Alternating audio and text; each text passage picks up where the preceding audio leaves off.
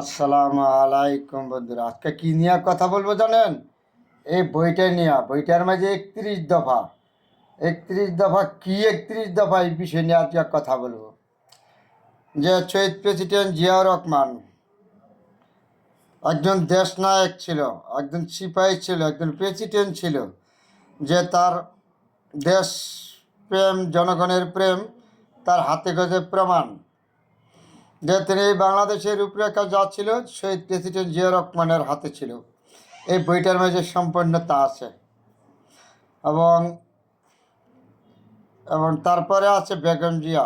বেগম জিয়া যে রাষ্ট্রীয় পরিচালনা করছিল, 3বার নির্বাচিত হয়েছিল, উনি কি বিষয় রাষ্ট্রীয় পরিচালনা করছে, কিভাবে করছে, সেটার অবদান এই বইটার মধ্যে আছে। তারই যোগ্য বাপের যোগ্য সন্তান, যোগ্য মার যোগ্য সন্তান দেশনায়ক তারেক জিয়া এই বইটার মাঝে 31 দফা দিয়েছে।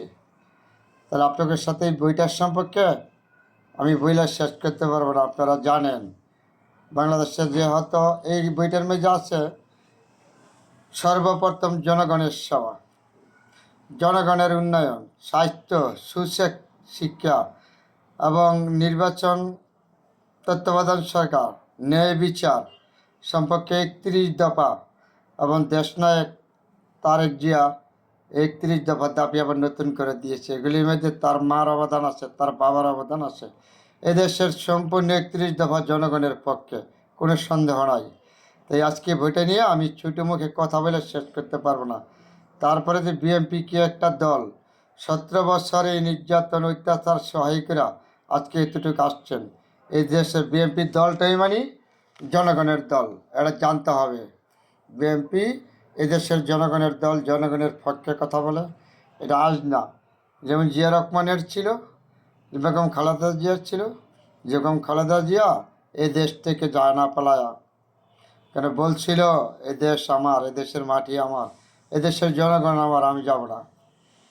সে বেগম জিয়া জানা, সেই বেগম জিয়া নির্মম নির্যাতন স্বীকার করেছে, জেল হাজত খাচ্ছে।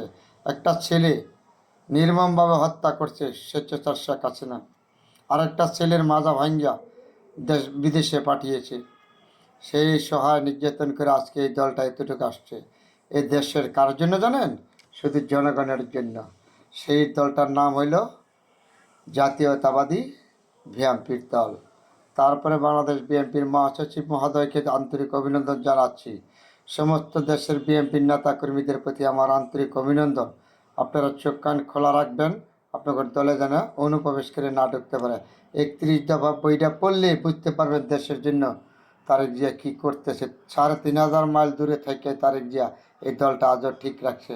তারপর আপনাদের সাথে শেয়ার করলাম। বন্ধুরা, সবাই ভালো থাকবেন। এই বিএনপির দলের গুণগান আমার ছোটো মুখে গায়ে আমি শেষ করতে পারবো না। তারপর আপনাদের সাথে সামান্য একটু বিষয়ে কথা বলছি বইটার সম্পর্কে। সবাই ভালো থাকবেন, সবার জন্য দোয়া এবং শুভকামনা রইল। আলহামদুলিল্লাহ।